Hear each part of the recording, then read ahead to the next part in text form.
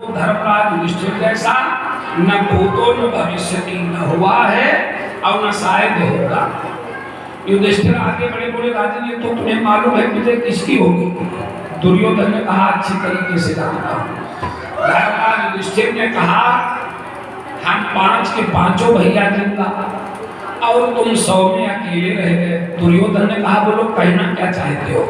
युधिष्ठिर ने कहा, शायद हमारी बात तुम्हें पसंद आ जाए। मैं तो अब भी चाहता हूँ कि हम 5 भाइयों को रहने के लिए 5 गांव दे दो, 5 गांव। राजा तो नहीं बैठे।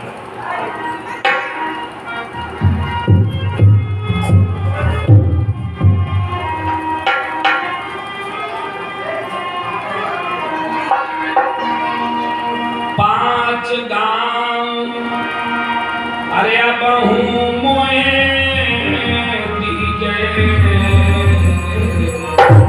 अब अपनो छात्र सिंगार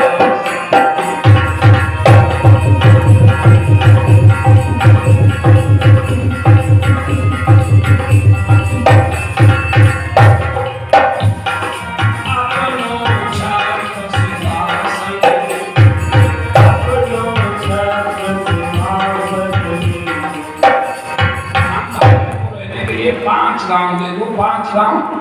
राजा तुम ही बने रहो।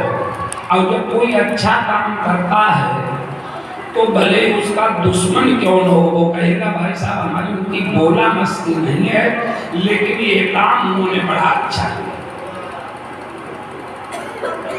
वैसे तो हमारे भैया धर्मेंद्र जी से किसी की भलाई बुराई है ही नहीं, भाई अपना काम करते हैं, आप लोगों की सेवा करते हैं। और मान लिया अगर कोई बुराई भी मानता है तो वो ये जरूर कहेगा कि हमारी उनकी पटरी नहीं खाती है, लेकिन ये काम वो अच्छा करते जो साल में एक बार सत्संग करा देते। बोलो राधे राधे। तो बोले भैया ऐसा करो, साधु साधु दुर्योधन भाग्यो। आज धर्मराज युधिष्ठिर की तारीफ करने के लिए दुर्योधन को किसी ने रोक नहीं पाया। उसने कहा साधुवाद साधुवाद, मतलब धन्यवाद धन्यवाद। लेकिन इस समय अपनी वीरता पर गौरव पर ध्यान आया। कन्हैया ने देखा जाता हो आखिरी समय सुलभ ही जाए नहीं, सो भगवान आगे बढ़े। अगर वो सीधे सीधे मांग लेता कि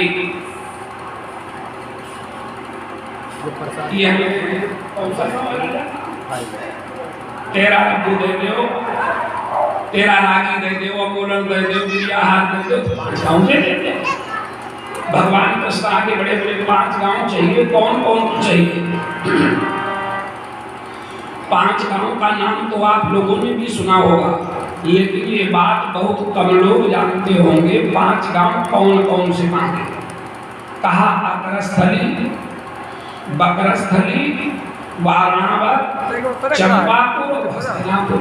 अब हमारे श्रोता बंधु सोचते होंगे महाराज जब तो पंडिताई वाली भाषा बता दी, आज की भाषा में क्या बोलते हैं?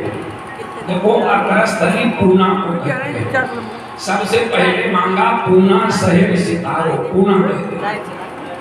अब वाकई में कन्हैयालाल जी इंडिया में पूना शहर बहुत अच्छा है। आप तो सुना फोर्स में सर्विस करते रहे तो गए होंगे, वैसे इस शरीर को तो सौभाग्य मिला, हमको वहाँ कार्यक्रम भी कराए हैं। अब बहुत बढ़िया जगह है पूना। तो सबसे पहले पूना मांगा, 5 गांव मांगे। 5 गांव में कौन कौन मांगे? पूना में तो बकरस्थली कहते हैं बनारस के, पूजा पाठ तो बनारस में। हमारा कन्नौज जो है वो चित्र और इतिहास में प्राचीन काल से प्रसिद्ध है। तो ये कन्नौज मांगा। कन्नौज में वाराणवत जिला है, वाराणवत का जानवरों का बहुत बड़ा मेला लगता है, तो वो वाराणवत मांगा। ये भैया हमें सेटिंग नहीं हुई बात तुम्हारी, फिर पतला चला बैठो चुपचाप जाके देखो सही लगता। बोलो सियावर रामचंद्र की। वाराणवत मांगा, हस्तिनापुर दिल्ली मांगा।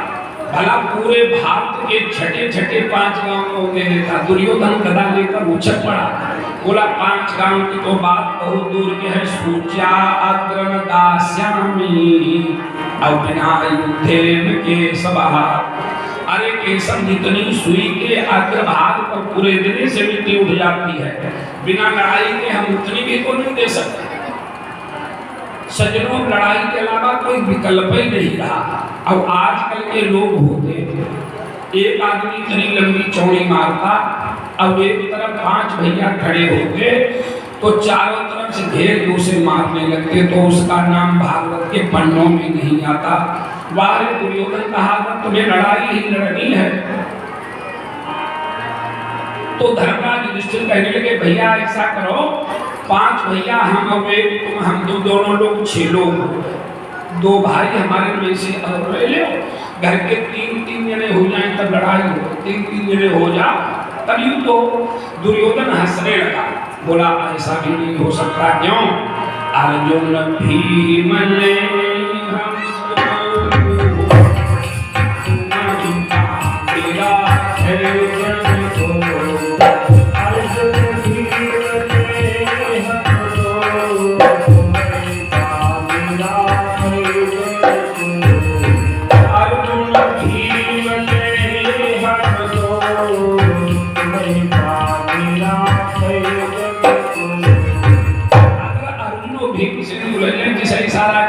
चुटकी बजाने में तुम्हें बांध देगा, युद्ध में विजय हमारी हो जाएगी, मैं ये भी नहीं चाहता।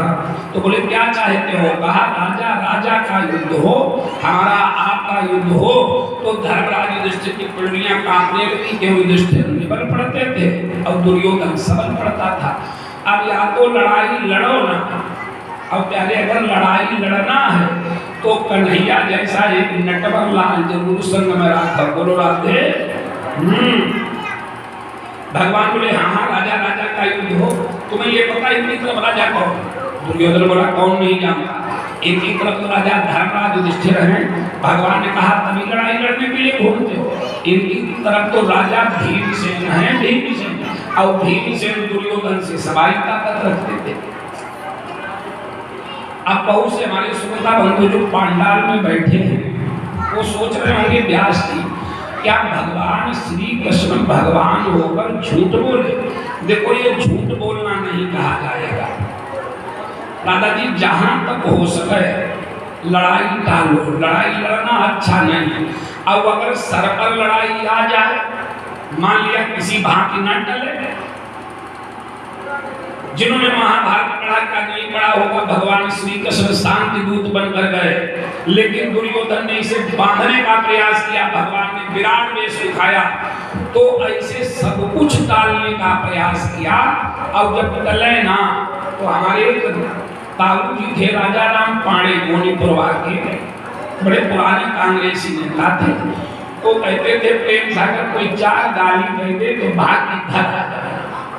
अब अगर घर पर भी खदेड़ना चला आवे तो फिर मार ही डालना, क्यों? मर जाने से मार डालना बढ़िया है। पहली बात तो फांसी होगी नहीं, और 2-4 महीना पदमा चलेगा। अगर फांसी भी हो गई तो 4-6 महीना तो जिंदा भी नहीं रहोगे। तो जब युद्ध भूमि में पहुंचो, हमारे गोस्वामी तुलसीदास जी ने भी लिख दिया रण चढ़ करिया अरे परम युद्ध भूमि में जितनी चालाकी हो, अब यही आजकल चल रहा है, समझ रहे? रण चढ़ करिया अरे परम चतुराई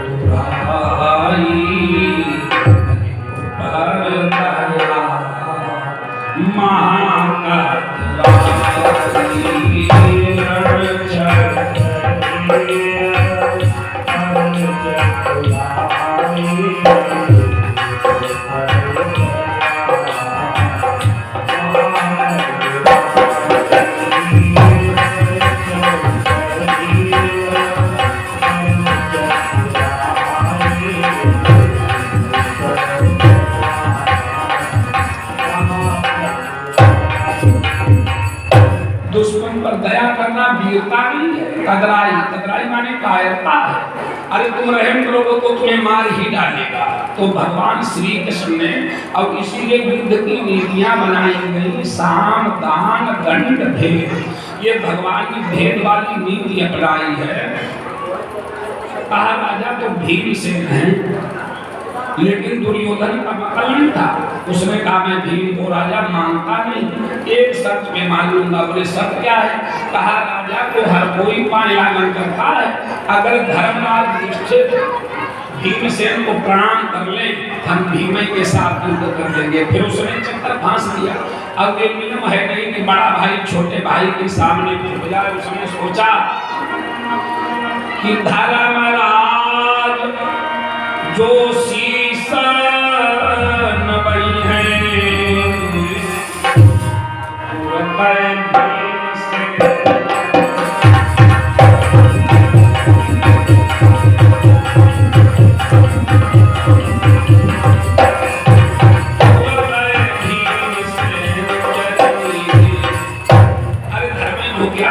क्या जाएगा? भीमसेन जलकर भस्म हो जाएंगे और भीम के अलावा और इन चार भाइयों में किसी में क्षमता नहीं जो कदा युद्ध में हमारा मुकाबला कर सके, युद्ध में विजय हमारा। युधिष्ठिर ने कहा और भीम को बड़ा बनाएंगे। बोलो अब क्या करोगे? बनाओ राजा, अब क्या करोगे? अरे भगवान बोले चिंता नहीं करो। आदरणीय धर्मेंद्र सिंह जी कन्हैया ने तुरंत बंसी पीतांबर दिया। देखो युद्ध में हमेशा नीतियां चलती रही हैं। अब यहाँ पर भेद नीति अपनाई जा रही है। अब बंसी पीतांबर भीम से बोले भैया जरा थाम। भीम ने कहा तो भगवान ने जंगलिया उठाई। जंगलिया का उठाया सबको मालूम होगा। हाँ, शंका जब लगती है क्यों भाई बोली तो 5 है, ये क्यों नहीं उठा देते हो? यही क्यों उठाते हो? ये चीज हमारे कन्हैया लाल जी से पूछना, इन्हें तो ज्यादा जानकारी है, हमें तो थोड़ी बहुत। आइए हम आपको दृष्टिपात थोड़ा करते चले। अब वैसे शायद 6 बजे से 8 बजे तक इनका भी कार्यक्रम चलता है। हाँ, जनता को थोड़ा अवगत कराते चले। बड़े ध्यान से सुनिएगा, जिनके पास कागज कलम है नोट करते जाओ। प्रेम सागर की वो कथा नहीं कि सुन ले और ले जाओ, तब कल्याण होगा। देखो जिनकी मिथुन राशि, अब ये चीज कन्हैया लाल नहीं बता पाएंगे, जब तो प्रेमी सागर बता पाएंगे। बोलो राधे राधे। जिनकी मिथुन राशि है और जिनकी कन्या राशि, कन्या और मिथुन दोनों राशियों का स्वामी बुध है, अगर वो हरे रंग का पन्ना इस उंगली में पहने, और इसे हमारी भाषा में कनिष्ठा कहते हैं, इसे अनामिका कहते हैं, इसे मध्यमा कहते हैं, इसे तर्जनी कहते हैं, इसे मुष्टा कहते हैं। अब आप लोग जो भी बोलते हैं, कोई छोटी उंगली बोलता, कोई छिमरिया बोलता, कोई कुछ बोलता, कोई कुछ बोलता, तो जो भी बोलते हो, अगर कन्या राशि वाले और मिथुन राशि वाले, कन्हैया लाल की भी मिथुन राशि है, बोलो राधे। हाँ, हम बस जाएगा तो पैसे लेते जाएगा, पैसा लेंगे। तो अगर वो पन्ना इस उंगली में धारण करें तो रक्त संचार आपका अवरुद्ध होगा। जिनकी बीपी की शिकायत रहती है, बीपी हाई हो जाता है, लो हो जाता है, या ग्रह क्लेश बना रहता है, तो वो सारी समस्याओं का समाधान उससे होता है। रही बात ये हमारे यहाँ पर बुध का स्थान में तमाम स्टार लगाए बैठे कि हम हाथ देखते हैं, वो पक्षी बैठालते हैं, उन्हें ये भी नहीं मालूम कौन स्थान किसका होता है। ये स्थान बुध का है, ये स्थान सूर्य का है, ये स्थान शनि का है, ये स्थान गुरु का है, और यहाँ शुक्र का है, और यहाँ पर मंगल का है। ये हमारे हाथ में स्थान होते हैं।